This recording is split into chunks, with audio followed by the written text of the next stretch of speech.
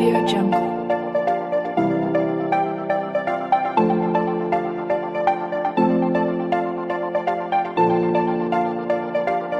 Audio Jungle.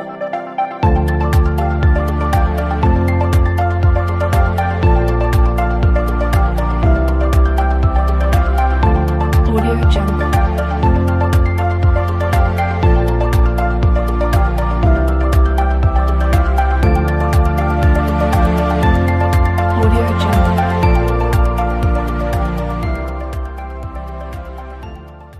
Saludos a todos. La sección de farmacología dará inicio a la práctica de laboratorio farmacocinética. Mi persona, licenciado José Óscar Rosales, y mis colaboradores, en este caso, Jonathan Flores y Óscar Luna, en ese orden respectivo. Daremos inicio definiendo farmacocinética y diremos que la farmacocinética es la rama que estudia los procesos a los cuales un fármaco es sometido a través de su paso por el organismo.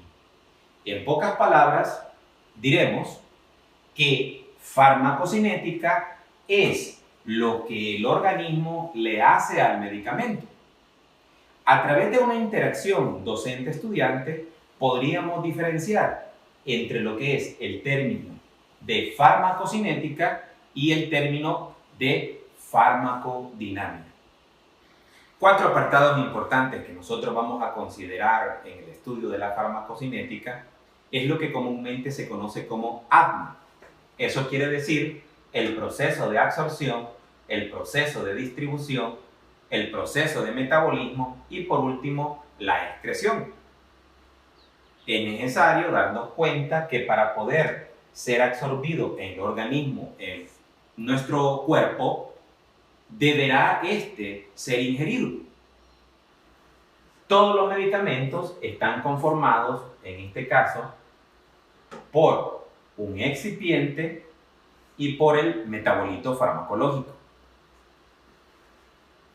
Ese comprendido de excipiente o vehículo que lleva el metabolito farmacológico ingresa a nuestro organismo. Y al ingresar a nuestro organismo no significa que ha sido absorbido. Para ello, deberá pasar por otro proceso que se conoce con el nombre de liberación, que más adelante lo explicaremos. Cuando el medicamento ya ha pasado por ese proceso, valga la redundancia, de liberación y por otros factores que intervienen en el proceso de absorción, el medicamento pasa a la circulación general. Es ahí donde es distribuido con la utilización, en muchas oportunidades, de proteínas transportadoras, llegando a órganos diana o a depósitos de manera específica. Posteriormente a esto, este medicamento es trasladado al hígado, donde es metabolizado. Sabemos que la función hepática consiste en un proceso de biotransformación para hacer este metabolito farmacológico más fácilmente excretable a través de las heces o a través de otros medios y menos tóxico. Y posteriormente se da el proceso de la eliminación, la cual puede ser comúnmente a nivel por la vía renal. Otros factores que participan en lo que es la absorción de los fármacos es lo que aparece en la guía del manual, ¿verdad?, de farmacología 1, en este caso farmacocinética. Se hace mención de la dispersión de los preparados, del pH del medio, de las diferencias en las técnicas de fabricación y las formas terapéuticas correspondientes en las cuales viene presentado el fármaco. Este apartado sería muy importante que a través de una interacción docente-estudiante se discutiese cada uno de ellos. Además de los factores antes expuestos, en el proceso de absorción de los fármacos es necesario verificar la vía a través de la cual se ingieren estos. Así tenemos nosotros que existen 2 vías de manera específica. una vía enteral y una vía parenteral.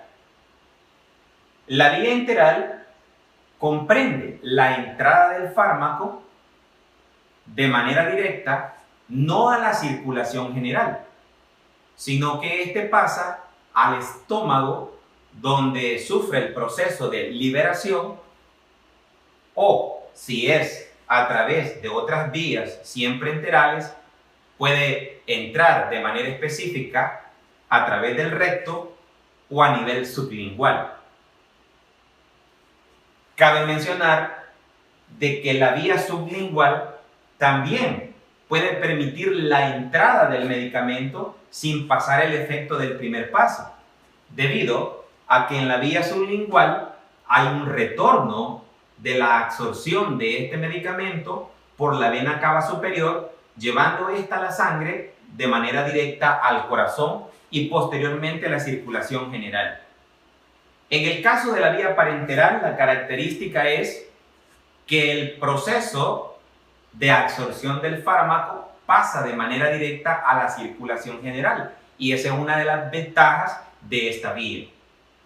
Cabe mencionar también que en el proceso de absorción, este se da a nivel de lo que es la membrana celular de la mayoría de enterocitos en forma de difusión pasiva.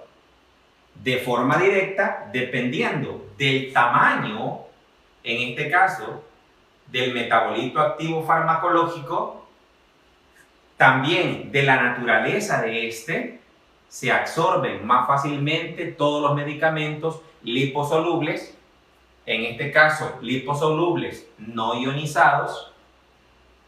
También pueden penetrar a través de la membrana celular por poros ubicados de manera específica en lo que es la membrana celular. Se puede también dar a través de una difusión facilitada, cuya característica es ya la utilización de proteínas transportadoras, pero sin utilización de energía. Se puede dar por un transporte activo, donde ya es necesario la utilización de energía, en este caso ADP, o si el tamaño de la partícula, ¿verdad?, que va a entrar a la membrana celular es grande, puede esta generarse a través de un proceso de pinocitosis.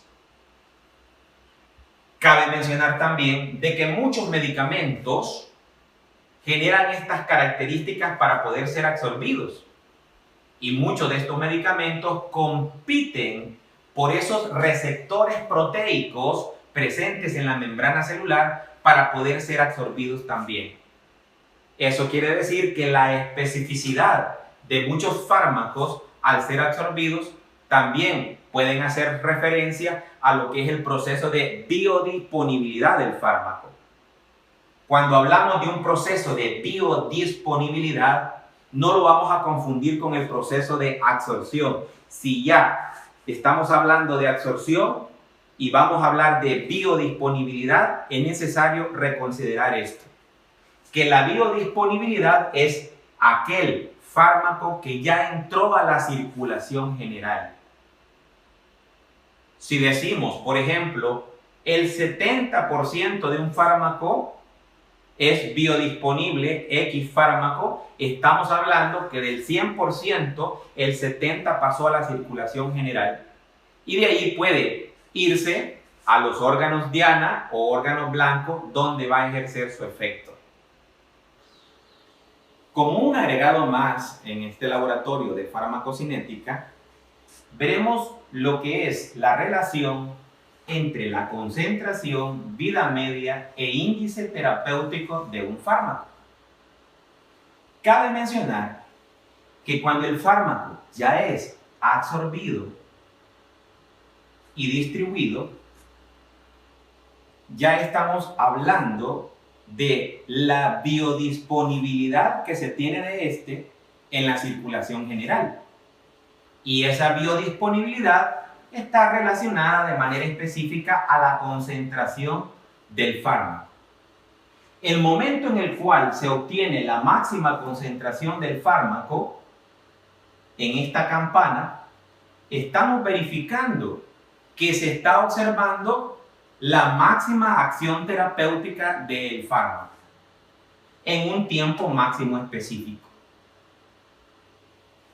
Posterior al proceso de absorción y distribución, viene lo que es el metabolismo y la eliminación correspondiente del fármaco que se ha ingerido.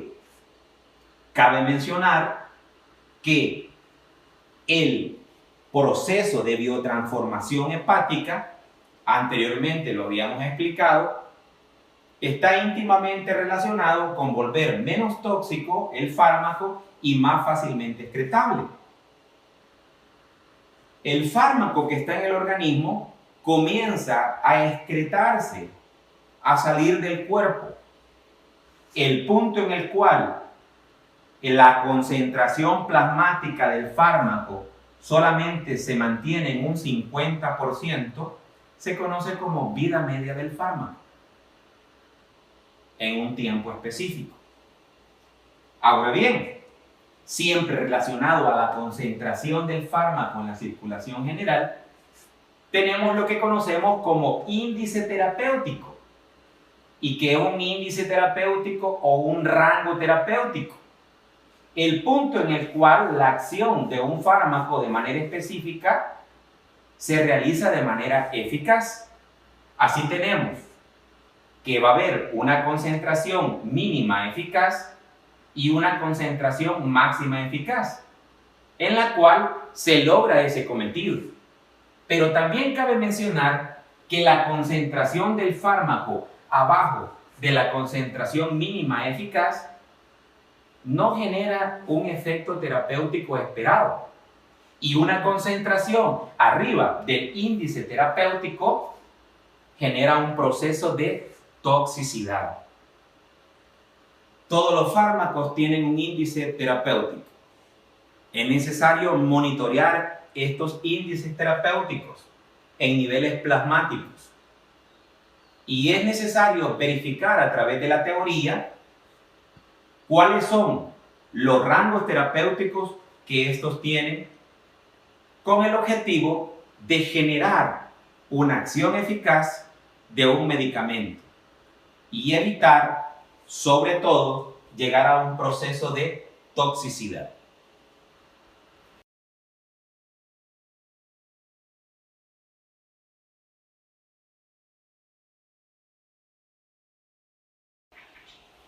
Actividad número 1. Dispersión de los preparados. Como un introductorio o marco teórico, diremos nosotros que en el apartado de farmacocinética, que abarca el proceso de absorción, distribución, metabolismo y excreción, para darse de manera específica la absorción, se necesita dar con anterioridad previa un proceso de liberación del fármaco. El proceso de liberación del fármaco no es más que la separación del resto de sus componentes. ¿Cuáles son los componentes? El fármaco está compuesto por un excipiente y el metabolito activo farmacológico o el fármaco en sí, el que va a ejercer un efecto en el organismo. El proceso de liberación se da desde el momento que se ingiere el medicamento. Por ejemplo, si fuese a nivel gástrico, el paso número 1 sería el proceso de desintegración de una tableta, y el proceso de desintegración no es más que la fragmentación en pequeñas partes de la tableta. Observamos nosotros la tableta y cómo ésta se fragmenta en pedazos. El segundo proceso sería un proceso de disgregación. Es la reducción de esos pedazos o fragmentos de la tableta a partículas todavía mucho más pequeñas. Y por último sería el proceso de disolución. Estas partículas mucho más pequeñas tienen la capacidad de generar una solución homogénea en la solución en la cual se encuentre. En pocas palabras, diremos nosotros que el fármaco está disperso en la solución o en el medio en el cual se ha colocado, antes del proceso de absorción o como condición previa para poderse absorber, transformarse desde partículas de gran tamaño a partículas de menor tamaño y pueda darse en ese caso el proceso de absorción del mismo. Continuaremos con el apartado práctico.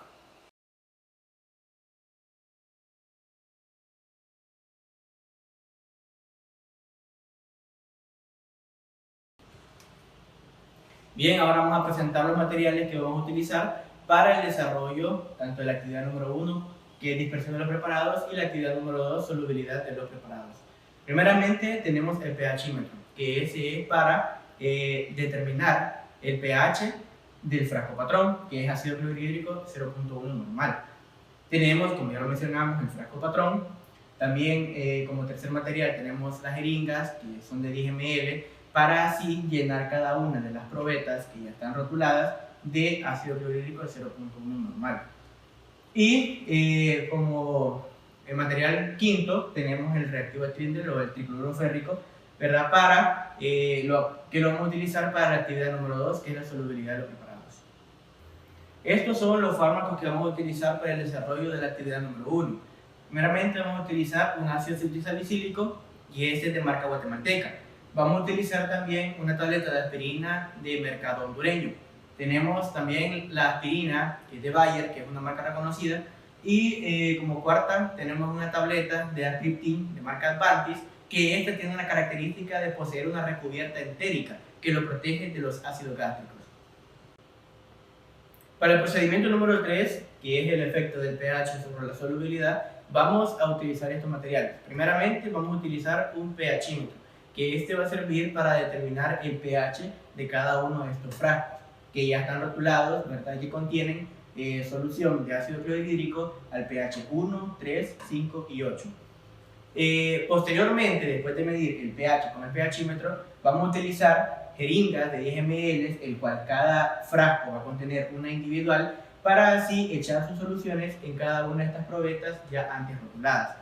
Posterior a esto, vamos a utilizar un fármaco, que vamos a utilizar la aspirina Bayer, ¿verdad? Que es una marca reconocida. Y al terminar esa parte de la práctica, vamos a utilizar también el reactivo de Trinder o el tricloruro férrico.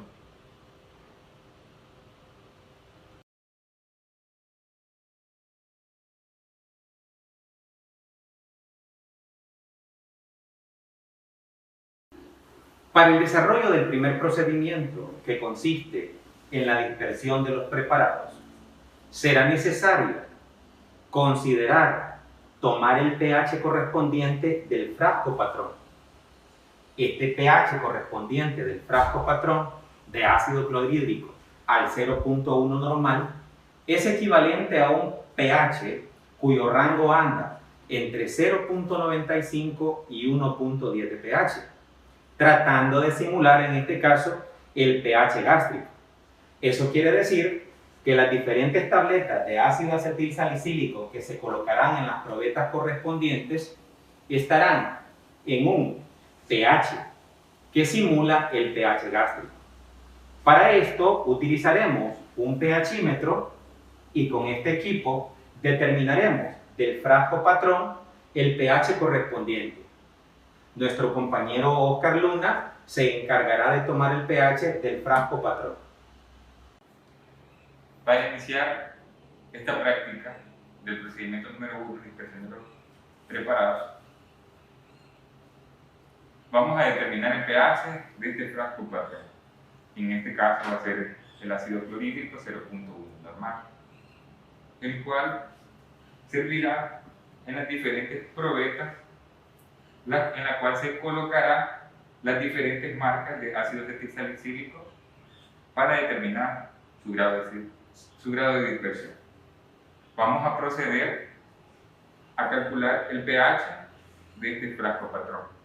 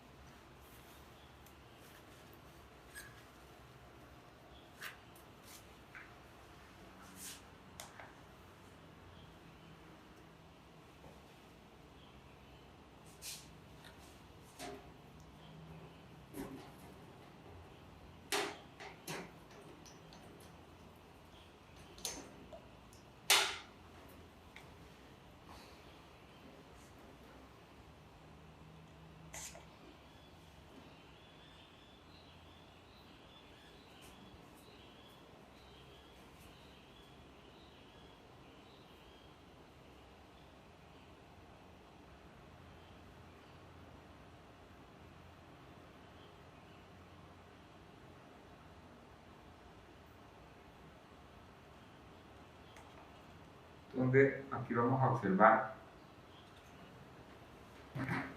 el pH del.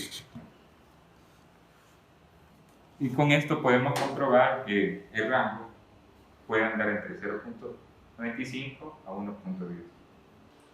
Posteriormente, después de haber determinado el pH de este frasco patrón con el pHímetro, en este caso es el ácido clorhídrico 0.1 normal, que su valor de pH fue de 1.0, el cual de este ácido agregaremos 15 mililitros en cada una de las probetas con la ayuda de esta jeringa graduada de 10 ml.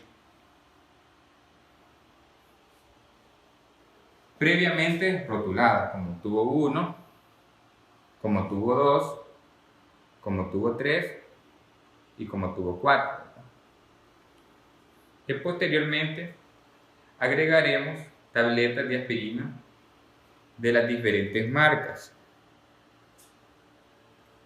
como lo podemos observar aquí, para observar su grado de dispersión. Cabe mencionar que esta solución acuosa ácida de ácido clorhídrico que colocaremos en cada una de las probetas simulará el pH gástrico. Procederemos a llenarlas.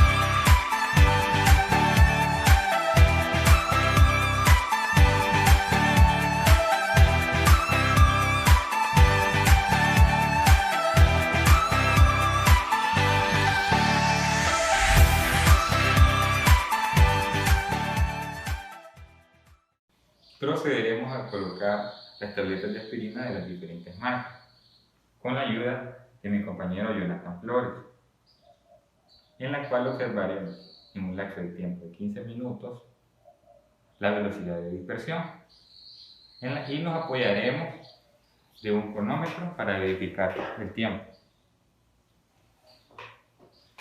En este momento procederemos a colocar las tabletas de aspirina de las diferentes marcas.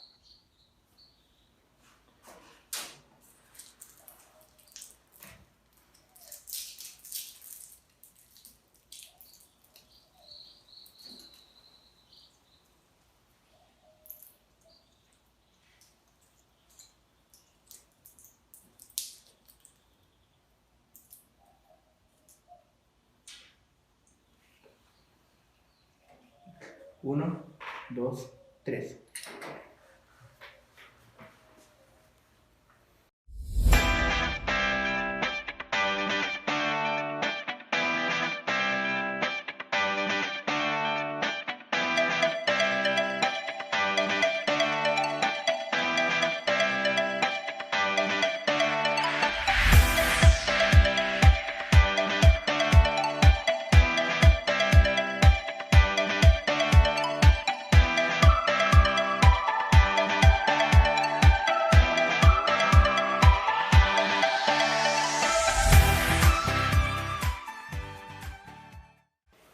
Al completar los 15 minutos correspondientes para observar la velocidad de dispersión de los preparados, verificaremos en cada una de las probetas el resultado obtenido en relación al grado de dispersión obtenido por las aspirinas de diferente marca que han sido colocadas en las probetas rotuladas 1, 2, 3 y 4.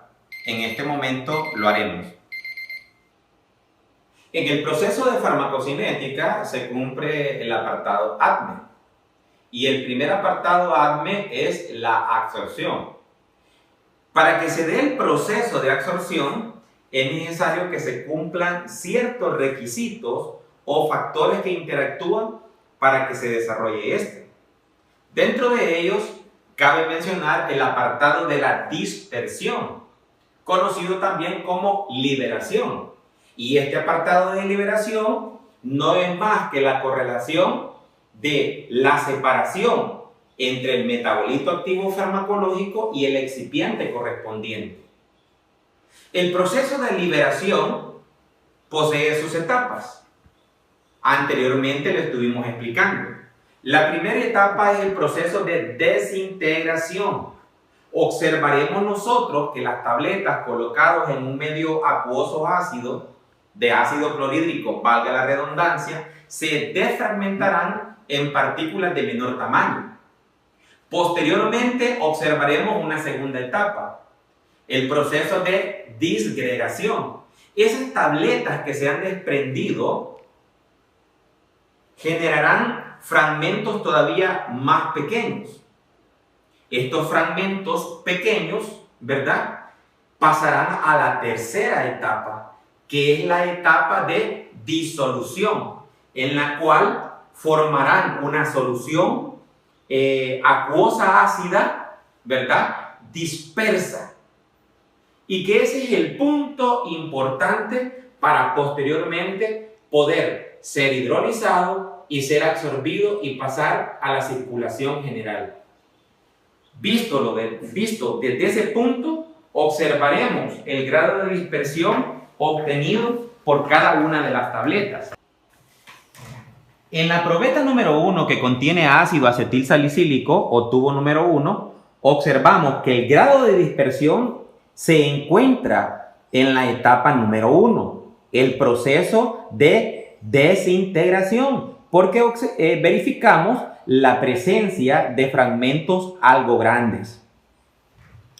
En la probeta rotulada como aspirina, marca hondureña, que está presente en el tubo número 2, observamos que el grado de dispersión ha llegado hasta el proceso de disgregación, en lo cual pasa de fragmentos de menor tamaño a fragmentos más pulverizados.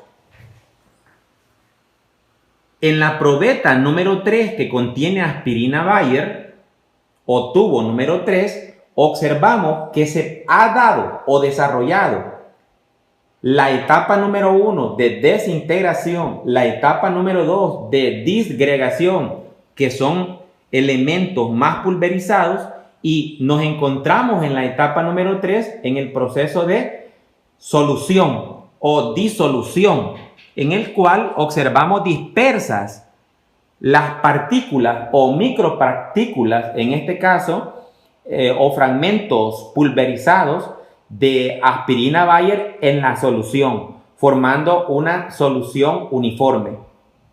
En relación a la probeta número 3, que contiene scriptin, todavía nos encontramos en la etapa número 1 del proceso de desintegración de la tableta. Mucho tiene que ver que esta tableta tiene una capa entérica que la protege del medio acuoso ácido, lo cual, con la ayuda del docente correspondiente, generarán una sesión de discusión para determinar, ¿verdad?, el grado de favorecimiento de la utilización de capas entéricas en este tipo de medicamentos de origen ácido.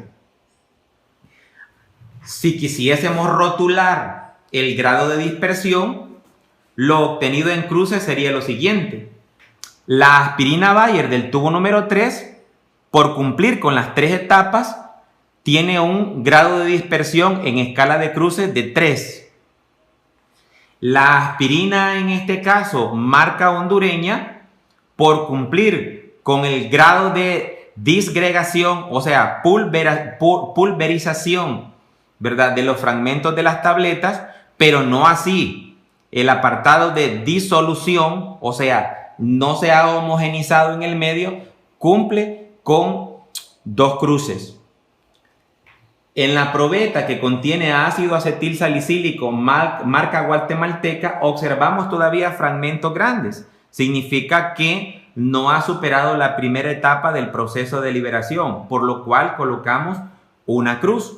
Lo mismo vamos a hacer con la probeta que contiene ascriptín. Por esa misma capa entérica todavía nos encontramos en el proceso de desintegración de la tableta. Por lo tanto, también colocaremos una cruz.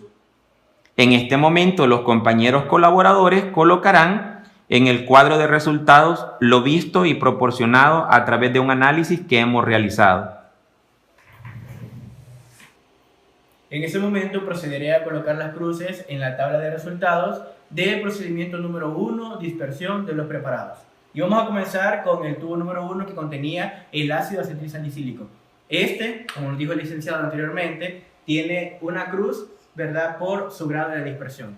En el segundo tubo tenemos la aspirina. Como anteriormente nos decía el licenciado, por su grado de dispersión tenemos 2 cruces. Ahora en el tubo número 3 tenemos la aspirina Bayer, ¿verdad?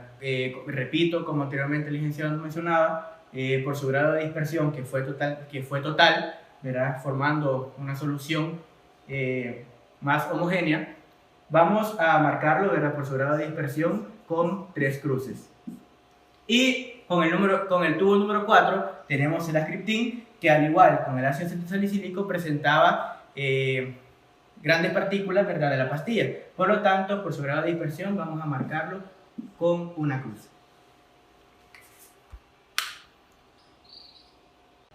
Al terminar de desarrollar el procedimiento número 1, se presentan las siguientes preguntas, las cuales contestaremos a través de una interacción docente-estudiantes.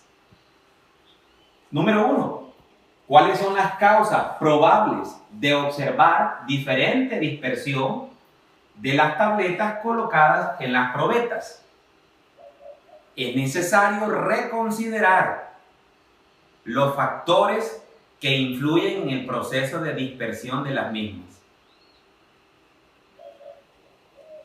Posteriormente a haber analizado la pregunta número 1, nos disponemos a analizar la pregunta número 2. ¿Cuál es la importancia al administrar un fármaco a un paciente en diferentes presentaciones en relación al proceso de dispersión que éstas puedan presentar y los efectos que se presentarán?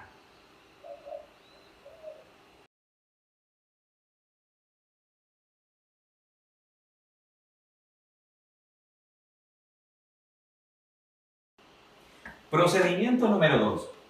Solubilidad de los preparados. Como un introductorio o marco teórico relacionado a este procedimiento, recordaremos lo que desarrollamos en el procedimiento número 1, que era el proceso de liberación en sus 3 etapas. La etapa de desintegración, disgregación y disolución.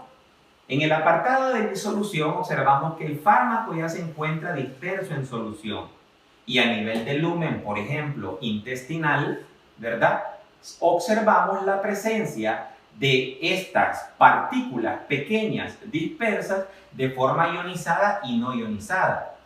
Sería muy bueno que a través de una interacción docente-estudiante se tomara en cuenta o en consideración el análisis de las formas ionizadas y no ionizadas para determinar la capacidad que tienen estas de poderse absorber, y no solamente de absorber, sino que ya estando dentro del torrente circulatorio dispersar a través de proteínas transportadoras según sea el caso. Cabe mencionar que el proceso de solubilidad no solo abarca lo que es la hidrólisis, en este caso de la tableta de ácido acetil salicílico, sino que abarca también la capacidad de poderse absorber. Y esto quiere decir llegar a la última etapa de la disolución para que ésta pueda ser difundida a través de la membrana celular. Ya habiendo explicado esto, podemos comenzar a desarrollar el segundo procedimiento. Después de haber colocado los resultados en la tabla de resultados, valga la redundancia, dejaremos por 10 minutos en reposo las probetas que contienen diferentes grados de dispersión con tabletas de aspirina de diferente marca. Al cumplir esos 10 minutos, colocaremos en cada una de las probetas tricloruro férrico, el cual va a servir como un indicador, como anteriormente lo hemos explicado, en una cantidad de 6 gotas por cada probeta. Y con ello observaremos si existe presencia del ácido salicílico, que es producto de un proceso de hidrólisis, del paso del estado sólido al estado líquido correspondientemente. ¿De quién? Del ácido acetil salicílico a ácido salicílico. Es el ácido salicílico que va a reaccionar, si está disperso en solución, con el reactivo de Trindle o tricloruro férrico. Y la cantidad de ácido salicílico presente va a ser proporcional a la coloración observada de esta reacción, reactivo de Trindle, ácido salicílico. Esperaremos que se cumplan los 10 minutos para proceder a realizar el procedimiento número 2 de solubilidad de los preparados. Al cumplir los 10 minutos, después de haber determinado el grado de dispersión de cada una de las tabletas de aspirina de diferente marca en solución acuoso ácido, que en este caso el ácido clorhídrico simula lo que es el pH gástrico, todo esto pertenece al procedimiento número 1 de esta práctica. Ahora pasaremos al procedimiento número 2, que es sobre la solubilidad de los preparados. En este vamos a ver el grado de solubilidad alcanzado en cada una de las soluciones en las probetas. Para ello voy a proceder a colocar 6 gotas de tricloruro férrico o reactivo de Trindle a cada una de estas, para así observar la coloración que se va a alcanzar en ese momento.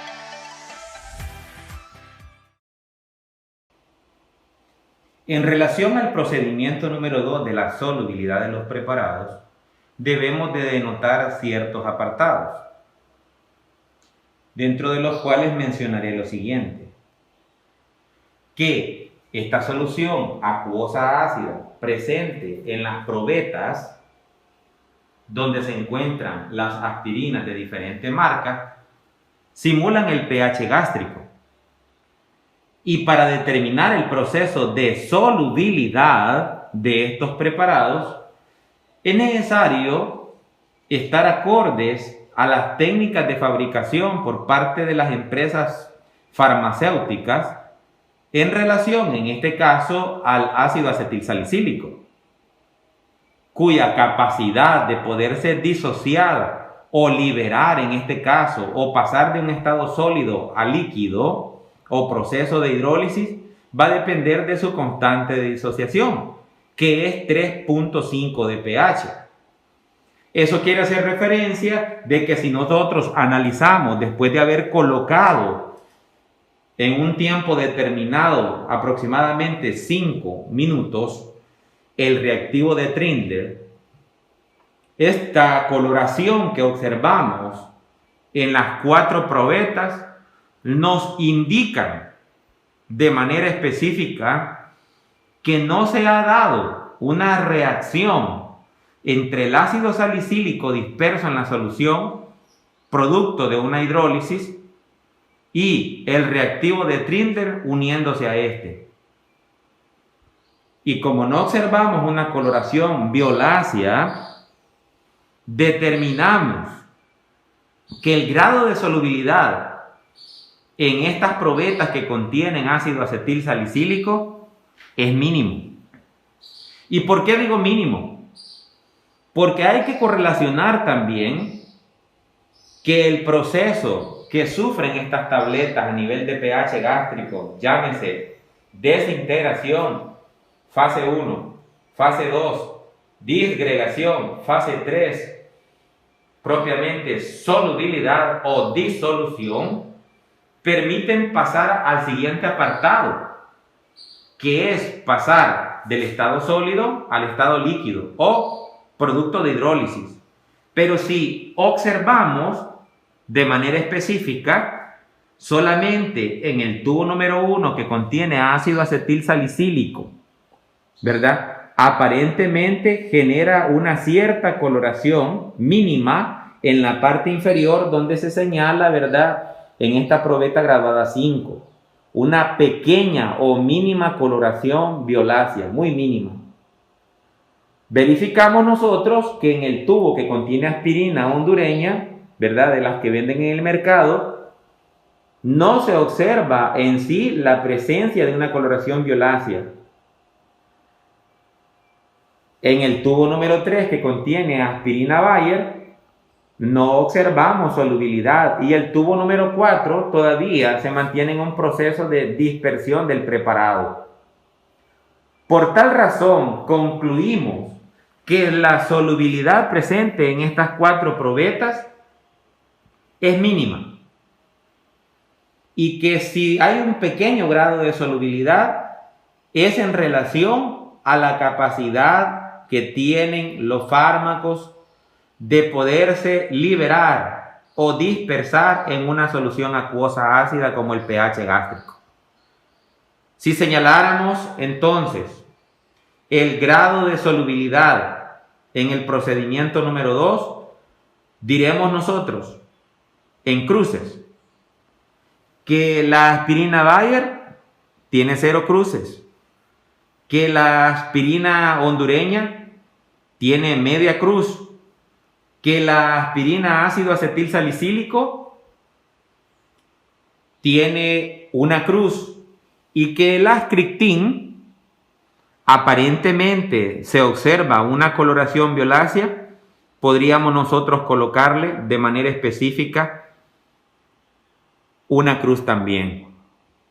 Porque no vamos a negar de que sí se observa pequeño cambio de coloración, pero aún así es de reconsiderar de que en esta tableta todavía se está dando el proceso de desintegración.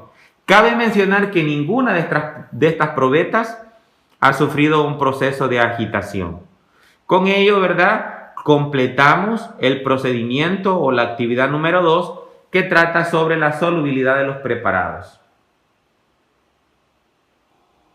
Colocaremos en este cuadro de resultados correspondientes a la actividad número 2, solubilidad de los preparados, por medio de cruces, el grado de solubilidad de las tabletas de aspirina de las diferentes marcas.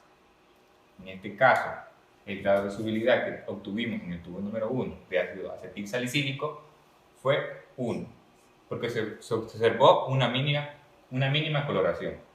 En el tubo número 2 de aspirina observamos una mínima coloración, por lo tanto tiene media cruz. En la aspirina Bayer, en el tubo número 3, su grado de solubilidad fue 0, porque no obtuvimos nada de coloración. Y en el ascriptín, en el tubo número 4, obtuvimos una mínima coloración, por lo tanto tiene una cruz. Ya habiendo terminado de desarrollar la actividad número 2 de la solubilidad de los preparados, nos dispondremos a analizar ciertas preguntas, pero siempre lo haremos a través de una interacción docente-estudiante. ¿Cuáles son?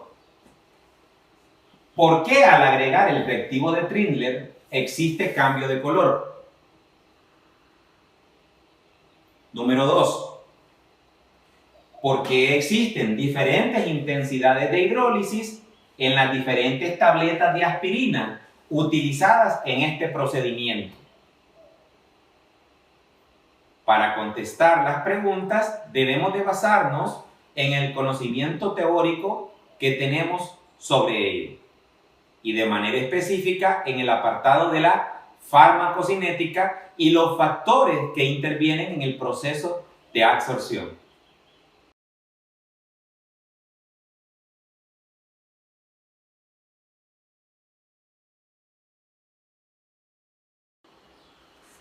Procedimiento número 3. Efecto del pH sobre la solubilidad.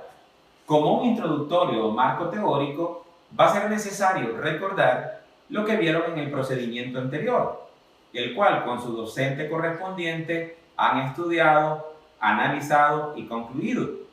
Es necesario tomar en cuenta que el procedimiento número 2 hacía referencia a la capacidad de solubilizarse de tabletas de aspirina de diferentes marcas en pH gástrico, el cual era simulado por el ácido clorhídrico al 0.1 normal.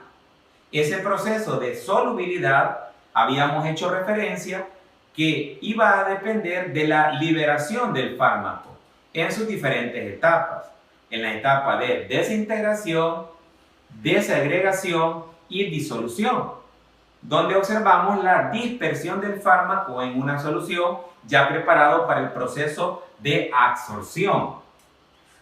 Habíamos también reconsiderado que la solubilidad de un fármaco mucho tenía que ver con la naturaleza química del fármaco y con la característica estructural química del mismo. En este apartado verificaremos la solubilidad a través del pH al cual es sometido una tableta de ácido acetilsalicílico. Para ello es necesario recordar algo, que el fármaco, cuanto sea liposoluble o no ionizado, es más fácilmente absorbible que siendo este hidrosoluble o ionizado. También hay que hacer referencia de la relación pH del fármaco y pH del medio.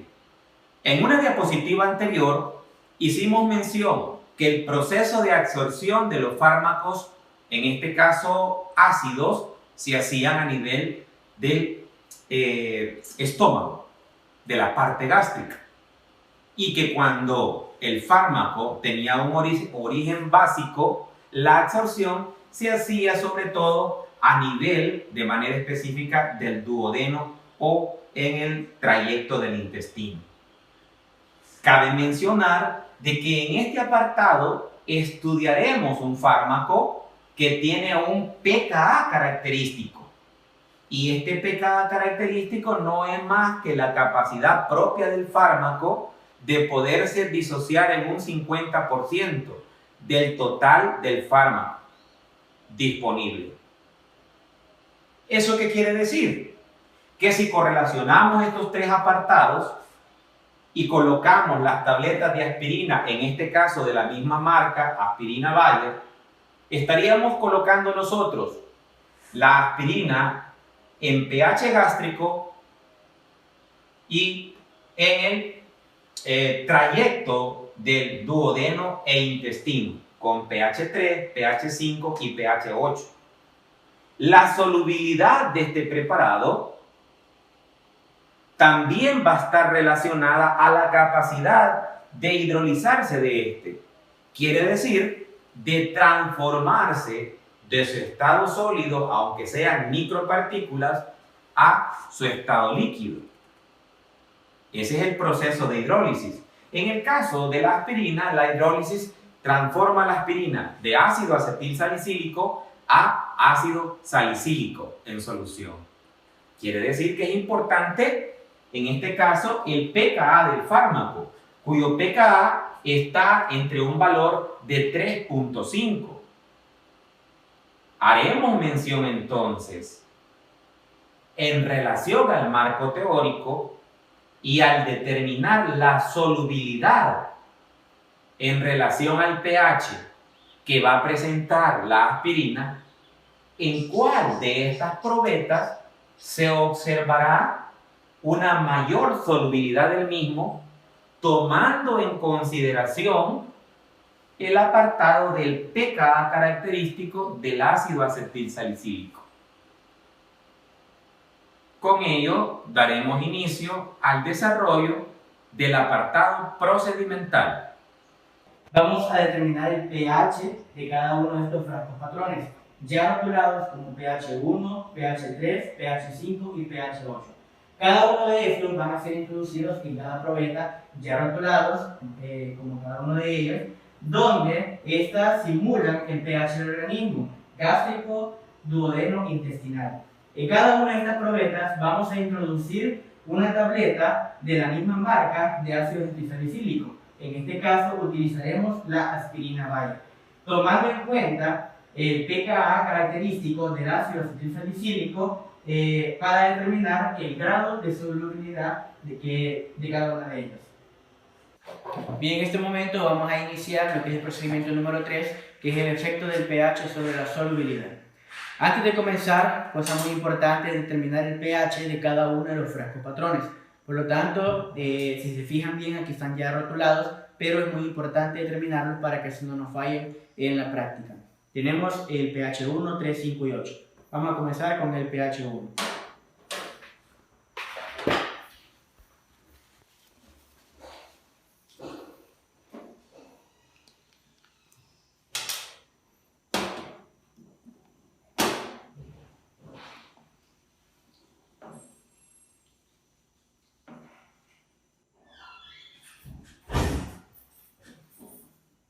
Bien, si se fijan, el pH está de 1.05, pero como existe un rango de 10, ¿verdad? Está dentro de su estado, ¿verdad?, que lo necesitamos.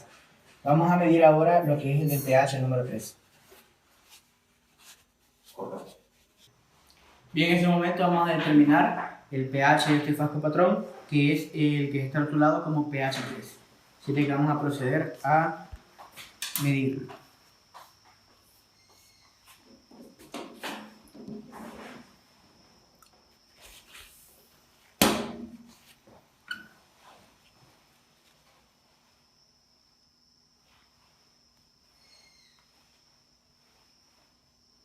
Bien, como se pueden fijar acá, encontramos, ¿verdad?, que su pH es de 3.10. Sabemos, ¿verdad?, de que existe un rango, por lo tanto se encuentra dentro del rango querido. Bien, en este momento vamos a proceder a determinar el pH de este frasco patrón ya antes rotulado como pH 5. Es muy importante determinar su pH para que no nos falle en la práctica.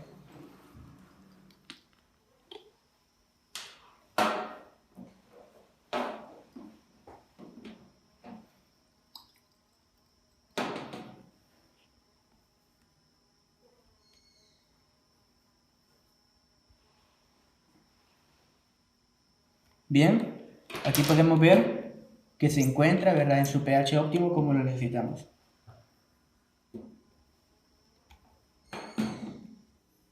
Bien, en este momento vamos a proceder a determinar el pH de este frasco, que ya está rotulado como pH 8, pero vamos a medirlo.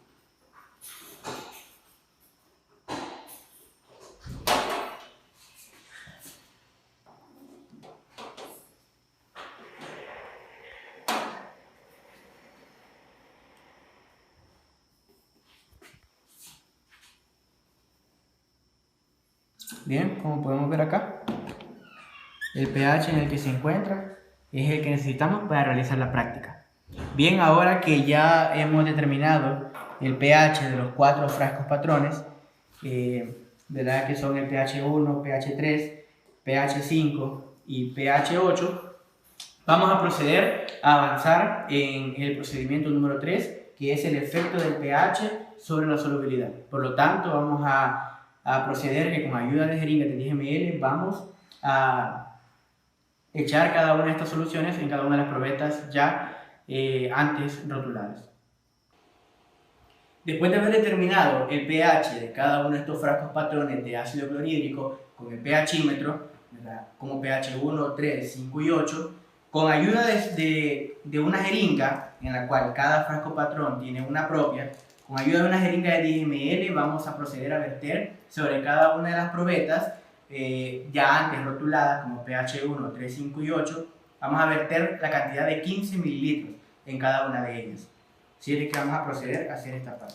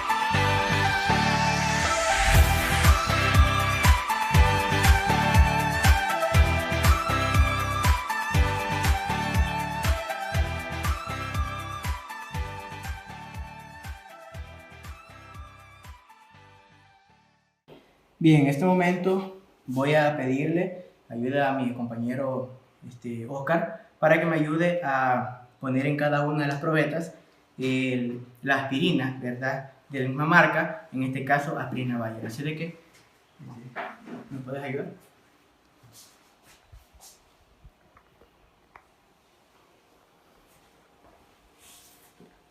Cuando pongamos cada una de las aspirinas, inmediatamente vamos a iniciar el conteo, ¿verdad?, de 10 minutos. Posteriormente a eso, ¿verdad?, vamos a utilizar lo que es el tricloruro férrico reactivo Splendor para así ver la siguiente parte del procedimiento.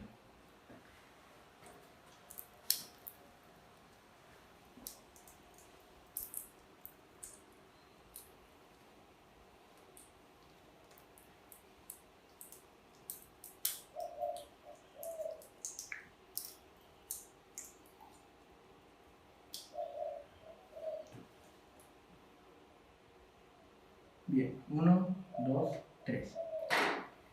Y empieza el conteo.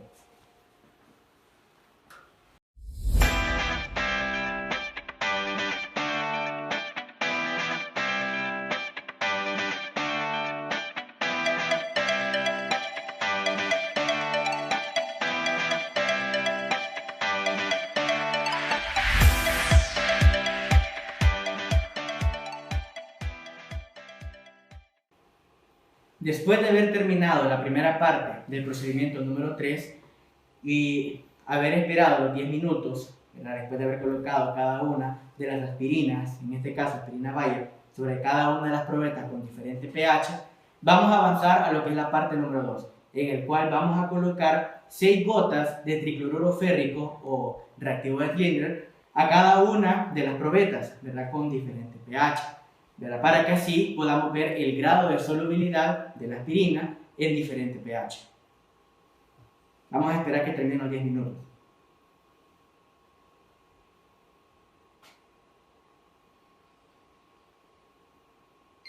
Bien.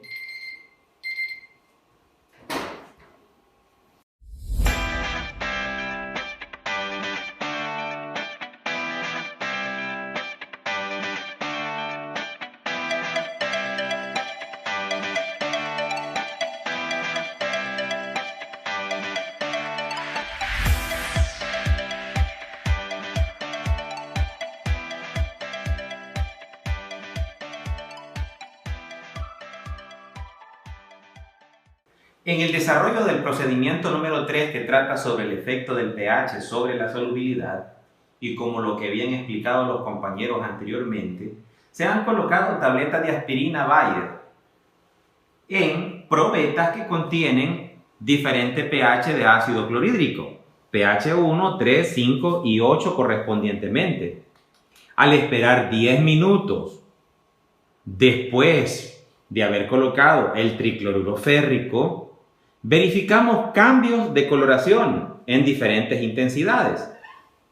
Determinemos el pH 1, lo que ha pasado en esta probeta, y observamos que en este pH no se observa solubilidad, y con ello corroboramos, ¿verdad?, el control de calidad que presenta la aspirina Bayer, porque en la dispersión de los preparados y en la solubilidad de la aspirina Bayer en pH gástrico verificamos también de que no tenía solubilidad.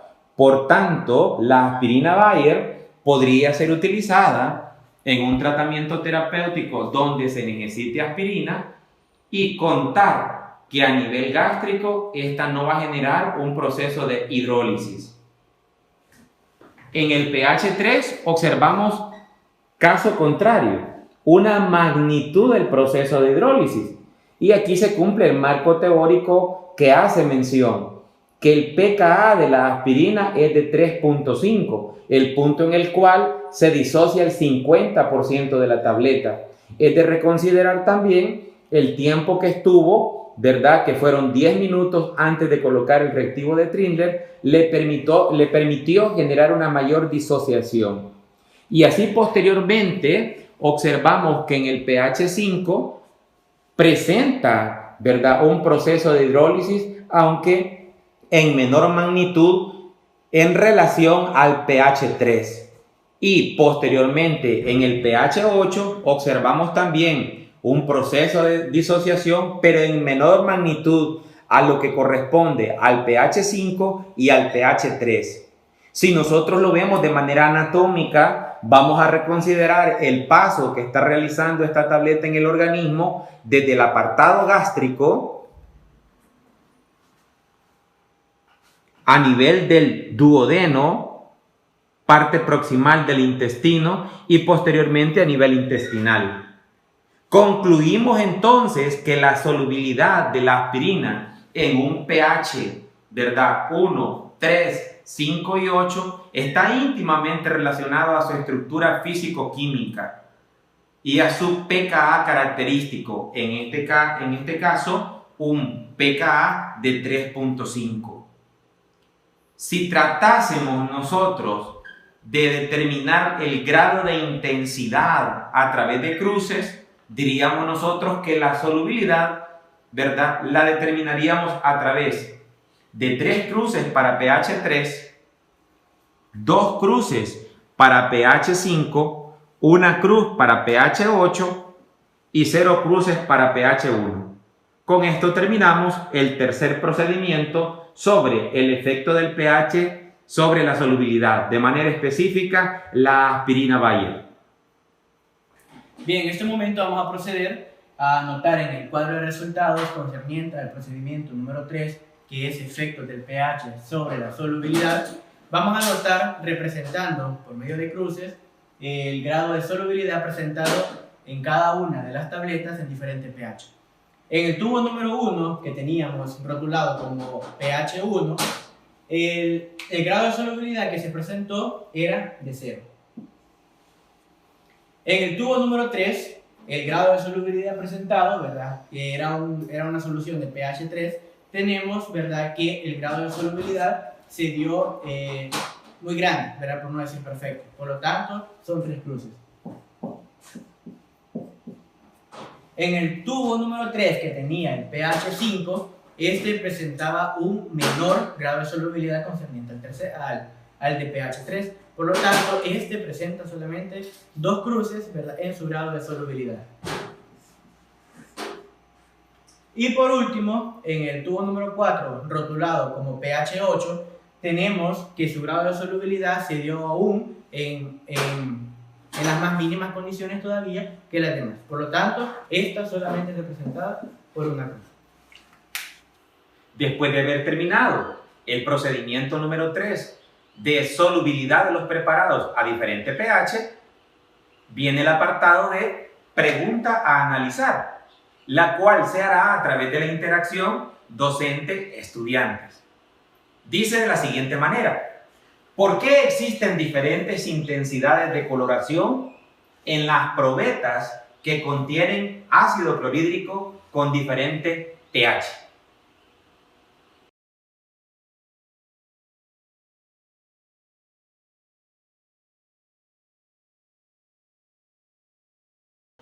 Daremos inicio a la actividad número 4, la cual dice biotransformación hepática. ¿Cuál es el objetivo que perseguimos en este apartado? Observar y analizar el periodo de latencia e intensidad de los efectos producidos por el anestésico pentobarbital sódico en ratas de experimentación, al ser administrado por diferentes vías en el organismo de los animales.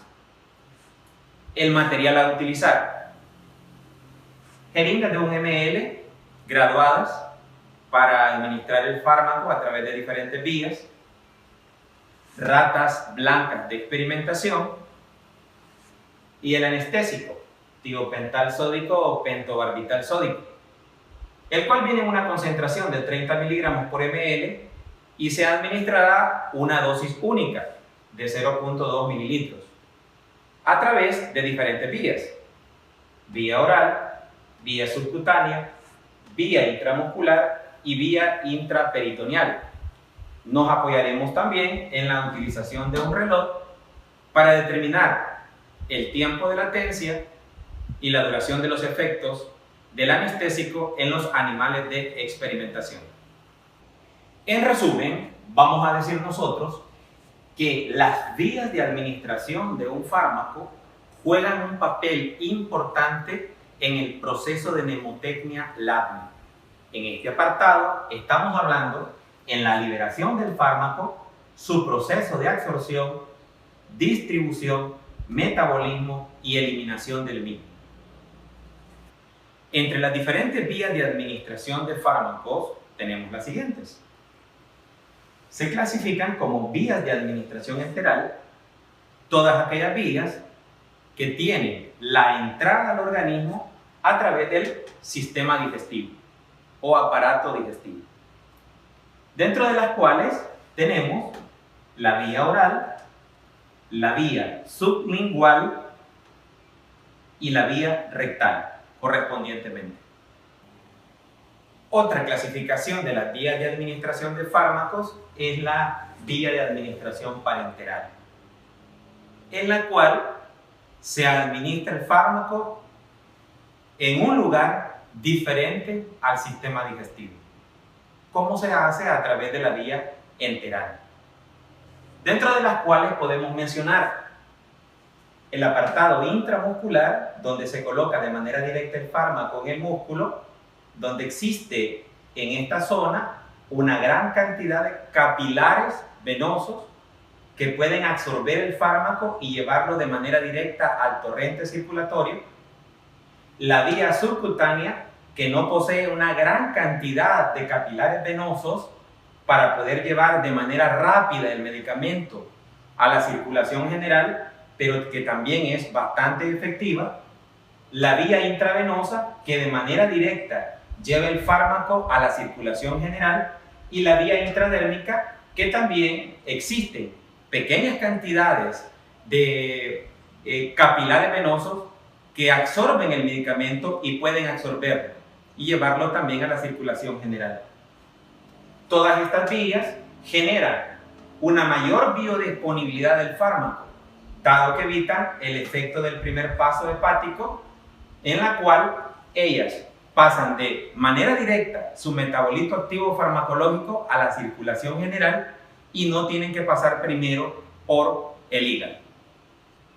Existen otras vías de administración parenteral que tienen como premisa espacios virtuales, a través de los cuales el fármaco llega a la circulación general por la vena cava inferior, dentro de los cuales podemos mencionar la vía tópica a nivel de los ojos, la vía intraperitoneal a nivel del abdomen de manera específica, la vía inhalatoria, la vía intrapleural entre pleuras a nivel de los pulmones, la vía intracardíaca, intralinfática y, para finalizar, la vía intraósea. La importancia en el proceso de la administración o elección, ¿verdad?, de la vía para administración de un fármaco va a depender de la biodisponibilidad del fármaco y el efecto del primer paso. En relación a la biodisponibilidad del fármaco, diremos nosotros que la utilización de la vía enteral de manera específica, oral y rectal, generará una disminución de la biodisponibilidad del metabolito activo farmacológico en la circulación general. En el apartado parenteral y sublingual habrá un aumento en la biodisponibilidad o la concentración del fármaco o metabolito activo farmacológico en la circulación general. En relación al efecto del primer paso, que es cuando el fármaco entra a la circulación y se dirige primeramente al hígado para ser biotransformado y posteriormente a los órganos. Esto genera una disminución del proceso de biodisponibilidad del fármaco, una disminución en la concentración terapéutica del fármaco que va a llegar a ser un efecto específico a un órgano blanco. ¿Cuáles son las vías que generan efecto del primer paso? La vía enteral, oral y rectal, y la vía parenteral y sublingual no presenta o no se da este apartado de efecto del primer paso. Retroalimentando lo que era la explicación de la diapositiva anterior en relación al proceso de biodisponibilidad, diremos nosotros que es el porcentaje del fármaco que llega intacto a la circulación sistémica. Y en relación al efecto del primer paso, diremos nosotros que es la relación del proceso de metabolismo hepático que sufre un agente farmacológico antes de llegar a la circulación sistémica. Por eso estuvimos haciendo referencia que la biodisponibilidad del fármaco va a ser mayor cuando no pasa el fármaco primeramente a nivel hepático. Quiere decir que la concentración de este en la circulación general va a generar un efecto terapéutico mayor en el fármaco. Caso contrario, cuando el fármaco sufre el efecto del primer paso, la biodisponibilidad de este es menor. Por lo tanto, probablemente el efecto observado en los órganos diana también va a estar disminuido. Para que entendamos de manera más clara cuando un medicamento es o sufre el primer paso o el paso de biotransformación a través de las diferentes vías de administración, nos apoyaremos en esta imagen anatómica.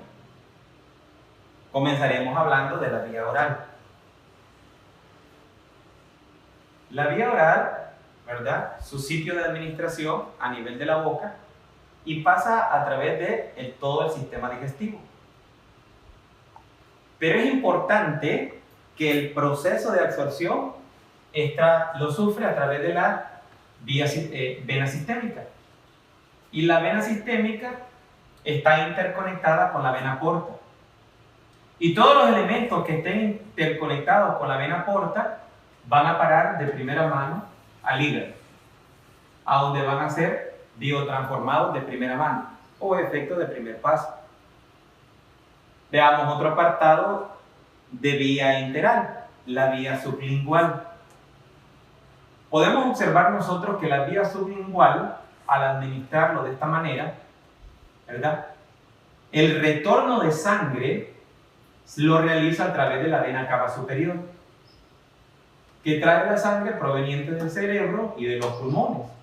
y que de manera directa pasa, ¿verdad?, al corazón y del corazón a la circulación general, evitando ser biotransformado o tener el efecto del primer paso.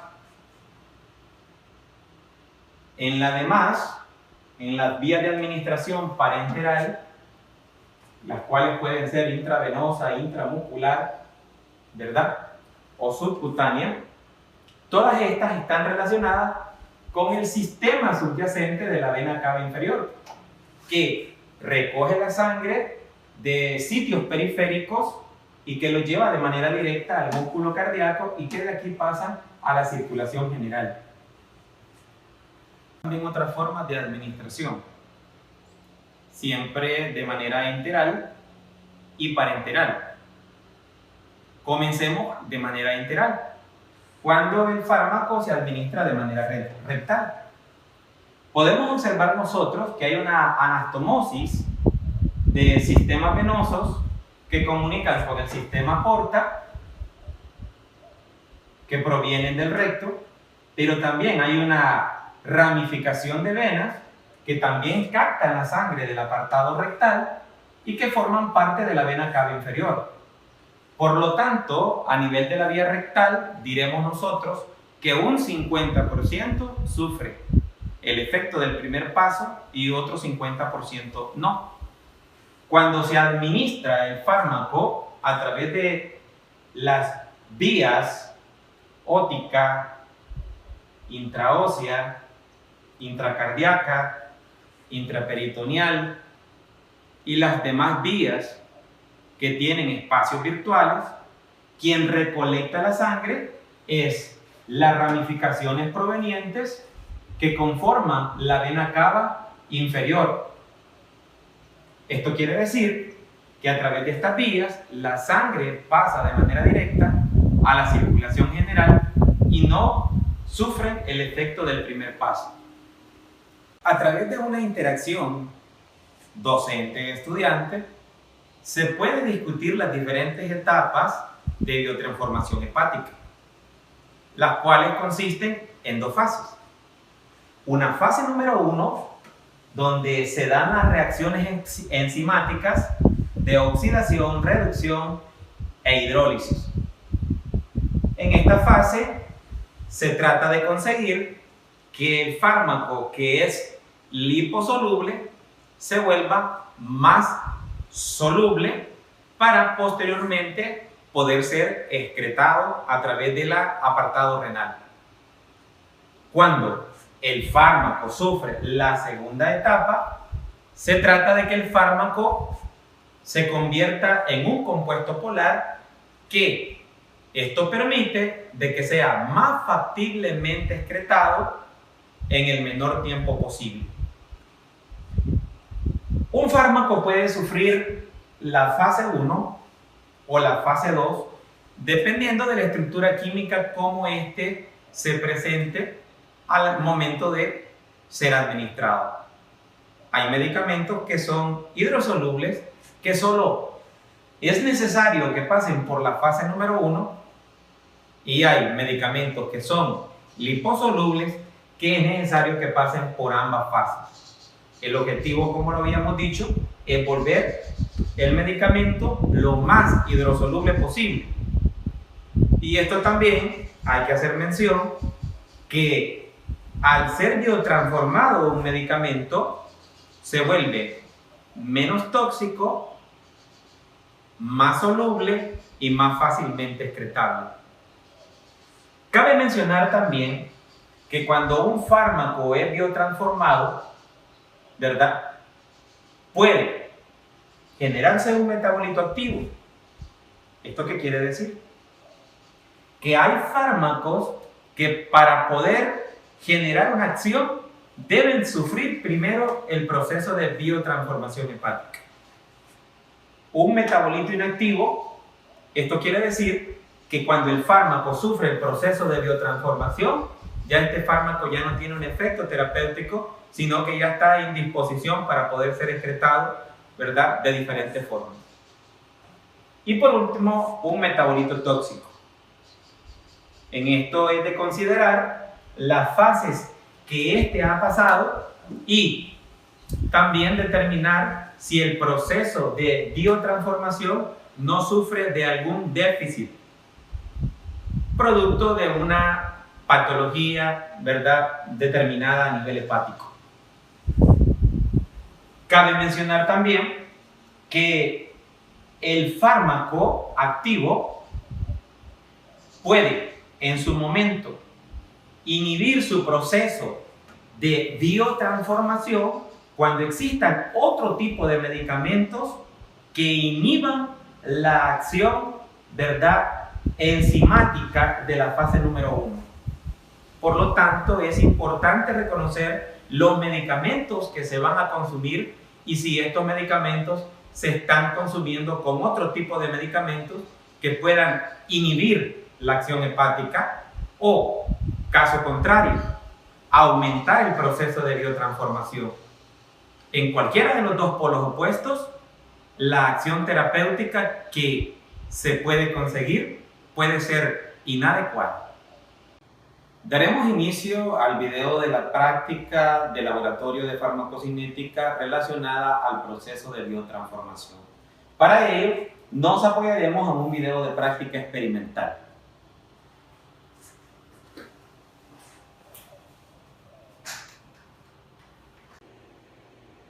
Trabajaremos con ratas macho, ratas blancas.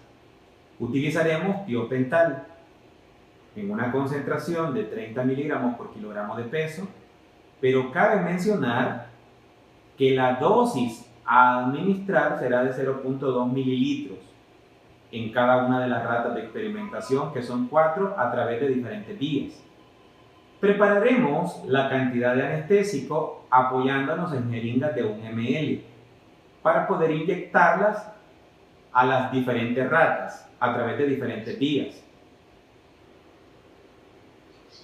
El método para administrar serán las siguientes vías: vía oral, vía subcutánea, vía intramuscular y vía intraperitoneal. Señalaremos con un plumón el número de ratas según la vía. Una línea representa en la cola vía oral, 2 líneas vía subcutánea, 3 líneas en la cola vía intramuscular, 4 líneas en la cola vía intraperitoneal.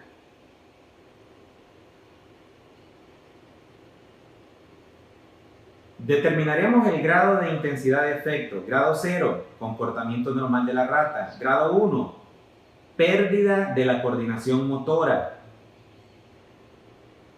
Grado 2, pérdida de la postura y movilidad.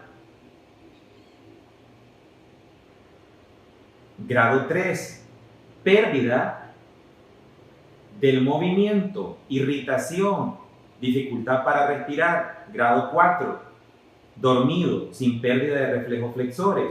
Y grado 5, pérdida de la conciencia, sin reflejos flexores. Observamos un grado 0, que es comportamiento normal en la rata. Es un ejemplo a determinar. Administramos por vía oral.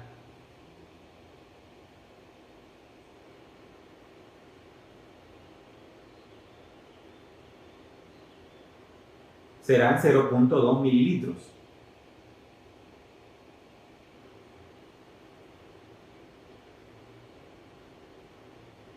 Administramos por vía subcutánea. Siempre lo mismo, 0.2 mililitros del anestésico correspondiente.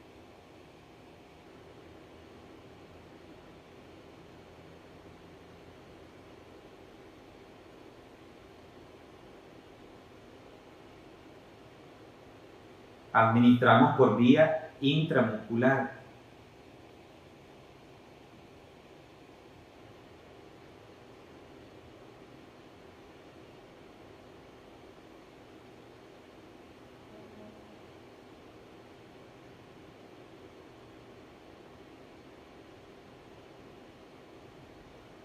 Y por último, administramos por vía intraperitoneal.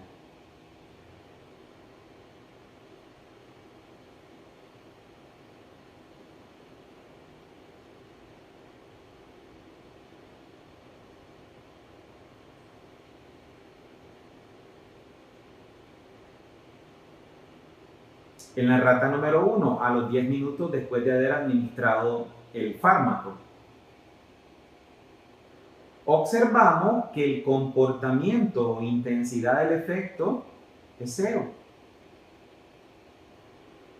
No hay todavía periodo de latencia. Entonces el grado 1, comportamiento normal. En la rata número 2, a los 5 minutos, observamos que hay pérdida de la coordinación motora.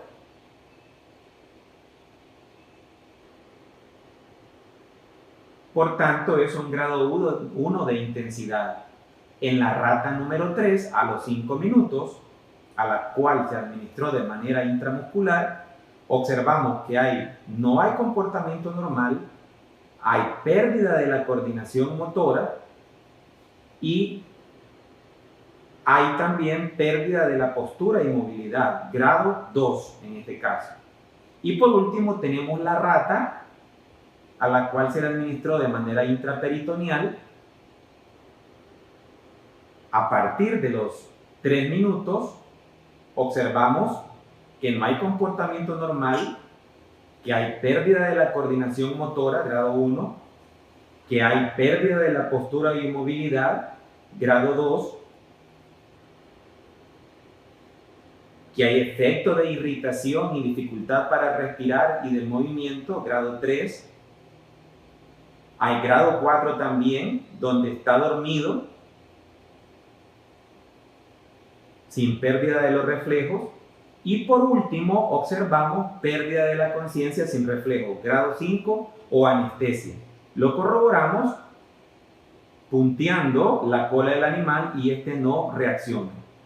Al administrar el fármaco de manera intraperitoneal, podemos observar en esta imagen de video que este se dispersa rápidamente y es absorbido en la cavidad de peritoneo a través de las ramificaciones venosas capilares que conforman la vena cava inferior.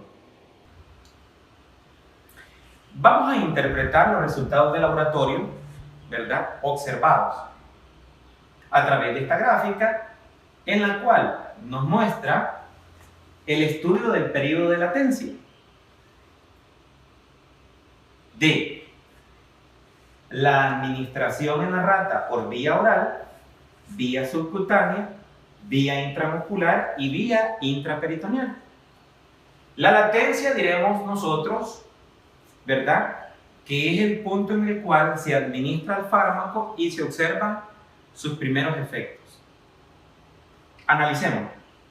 En la vía oral, verificamos nosotros en el video que a los 10 minutos no se ha observado ningún efecto en la rata. Podríamos retomar nosotros la concentración de droga que hemos administrado, 0.2 ml de pentobarbital, vía oral. Probablemente, al sufrir el efecto del primer paso, porque es vía oral, la concentración de este metabolito activo farmacológico fue tan baja que no genera un efecto. Y si lo llega a generar, esto sería superior al tiempo de 10 minutos, porque a los 10 minutos no observamos nada. En el apartado de subcutánea e intramuscular, observamos que los primeros efectos los verificamos a los 5 minutos en ambas. Pero si quisiésemos diferenciar por el apartado, ¿verdad?, de el espacio de absorción o capacidad de absorción, sabemos nosotros que en el apartado intramuscular hay más capilares venosos que en el apartado subcutáneo. Y podríamos diferenciar nosotros que el efecto tuvo que haber sido, aunque hayamos observado 5 minutos en ambos, tuvo que haber sido que en el apartado intramuscular el periodo de latencia más inferior o en menos tiempo que 5 minutos. En subcutáneo pudo haberse mantenido en 5 minutos. Y en el apartado intraperitoneal los primeros efectos los observamos entre los 2 y los 3 minutos. Y uno se preguntará, ¿y esto a qué se debe? Recordemos que en el video se hace mención que el espacio peritoneal es un sitio donde hay una mayor absorción. Hay capilares venosos que conforman lo que es la vena cava inferior, que permiten generar una absorción máxima del fármaco y llevarlo de manera directa a la circulación general. Probablemente esa sea la causa porque se observa el periodo de latencia tan bajo cuando se administra de manera intraperitoneal. Analizaremos el siguiente recuadro de resultados de laboratorio, donde tomaremos en consideración la intensidad del efecto del anestésico, el grado del efecto alcanzado a través de las diferentes vías, vía oral, subcutánea, intramuscular e intraperitoneal. Al cabo de 10 minutos no observamos ningún grado de efecto. Tenemos 0 grados de efectos, porque el comportamiento del animal es normal. Y habíamos hablado anteriormente las causas a través de las cuales, ¿verdad?, no existía un efecto del fármaco sobre el organismo de este animal. Al cabo de 5 minutos, tanto en el apartado subcutáneo e intramuscular, se dieron diferentes grados de efectos. A nivel subcutáneo se dio un grado de efecto 1, que esto equivale a decir que ya no hay comportamiento normal y hay pérdida de la coordinación motora en el animal. Y al tiempo de 5 minutos, de manera específica, a nivel intramuscular, llegamos a un grado de efecto 2. Esto quiere decir que no es ni comportamiento normal, ni pérdida de la coordinación motora, sino que ya hay pérdida de la postura o movilidad del animal. Ya no puede moverse de manera adecuada, ya se queda quieto en un solo lugar. Y en el apartado de la intraperitoneal, al cabo de 5 minutos, observamos un grado de efecto, ¿verdad?, grado 5. Eso quiere decir que del comportamiento normal pasó al grado 1, que era pérdida de la coordinación motora, al grado 2, que era pérdida de la postura y movilidad, al grado número 3, que era el efecto de irritación y dificultad para respirar, al grado número 4, que era el proceso de adormecimiento, ¿verdad?, sin pérdida de los reflejos flexores, y el grado 5, donde hubo pérdida de la conciencia, de los reflejos flexores y la relajación. En pocas palabras, ¿verdad?, grado 5, anestesia general. Es necesario que, aunque en el video no se haya mostrado, los efectos hasta el grado 5 los pudiéramos haber observado a nivel intramuscular y a nivel subcutáneo, porque son vías a través de las cuales el medicamento pasa a la circulación general y puede generar todo el efecto terapéutico correspondiente. Tras haber finalizado esta práctica virtual de farmacocinética, se generan las siguientes preguntas, las cuales se analizarán y discutirán tras la interacción docente-estudiante. Pregunta número 1. ¿Cómo afecta la superficie de absorción sobre el periodo de latencia e intensidad de los efectos observados en las ratas de experimentación? Pregunta número 2. ¿Cómo influye el proceso del primer paso a nivel hepático en relación a la intensidad de los efectos observados en las ratas de experimentación? Pregunta número 3. ¿Cómo afectaría un déficit en el proceso de biotransformación hepática, daño a nivel hepático, tras la administración del anestésico correspondiente en relación al periodo de latencia, intensidad y duración de los efectos en las ratas de experimentación? Y por último, número 4, mencione y discuta las ventajas y desventajas de cada vía de administración antes mencionadas y las aplicaciones terapéuticas en cada una de estas. La sección de farmacología del Departamento de Medicina de la Universidad del Salvador, Facultad Multidisciplinaria Oriental, da por finalizada la práctica de laboratorio de farmacocinética, esperando que sirva como un instrumento útil en el proceso de enseñanza-aprendizaje en la relación de estudiantes y docentes correspondientes de la carrera de medicina y sus áreas afines. La utilización de medios virtuales son una herramienta esencial para el desarrollo de nuevos conocimientos teórico-prácticos, tanto para los estudiantes de doctorado en medicina y carreras afines. Esperando que el desarrollo de esta práctica virtual de farmacocinética les sirva en su proceso de formación como futuros médicos.